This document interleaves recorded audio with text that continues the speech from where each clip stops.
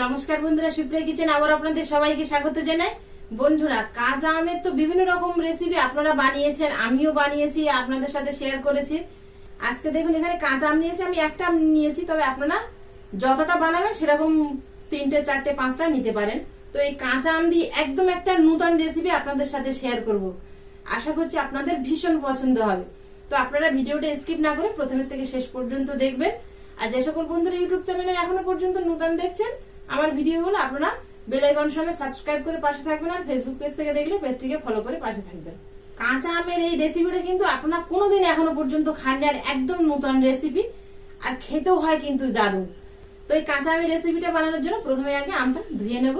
আলাদা পাত্রে পরিষ্কার জল নিয়েছি, এর মধ্যে আমটা ভালো করে কষলে কষলে ধুয়ে নেব। আমের গায়ে জল লেগে নেই, যেটুকু জল আছে এটুকু জল একটু মুছে নিলেই হবে।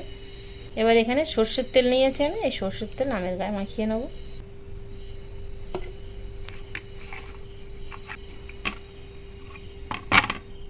হিটার ধরিয়ে দিয়েছি, আমটা পুড়িয়ে নেব।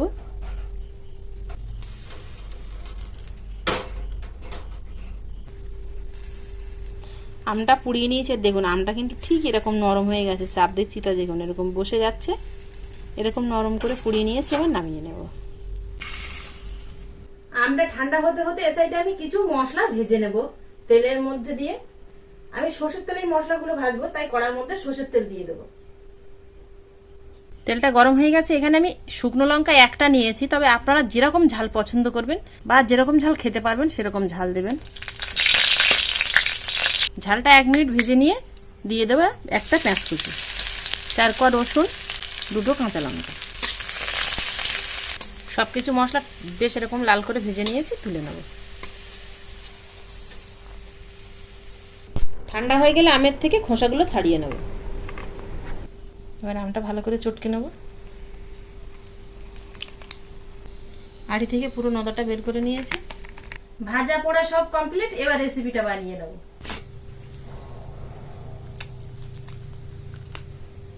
লবণ,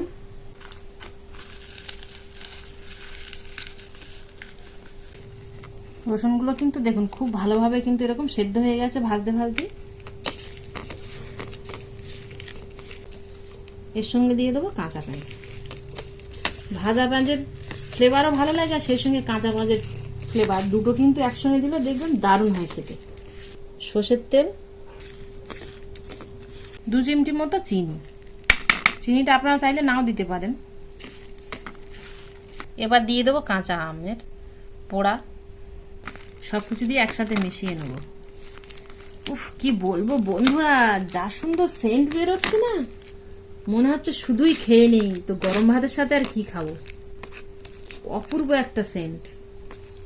মাখিয়ে নিয়েছি, একটু সর্ষের তেল দিয়ে দেবো ওপর দিয়ে, আর একটু লেবুর রস। বাস, আর কিচ্ছু লাগবে না।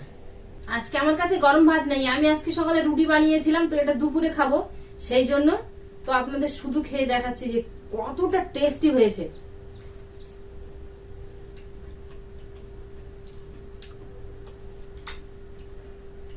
বন্ধুরা, আপনারা তো বিভিন্ন রকম ভর্তা খেয়েছেন, কিন্তু আমার কথা শুনে একবার গরম ভাতের সঙ্গে এই কাঁচা আমের পোড়ানো ভর্তা বানিয়ে খেয়ে দেখবেন। যদি ভালো না লাগে তাহলে আমাকে অবশ্যই কমেন্টে জানাবেন, আর যদি ভালো লাগে তাহলে কিন্তু প্লিজ বন্ধুরা লাইক করতে ভুল করবেন না।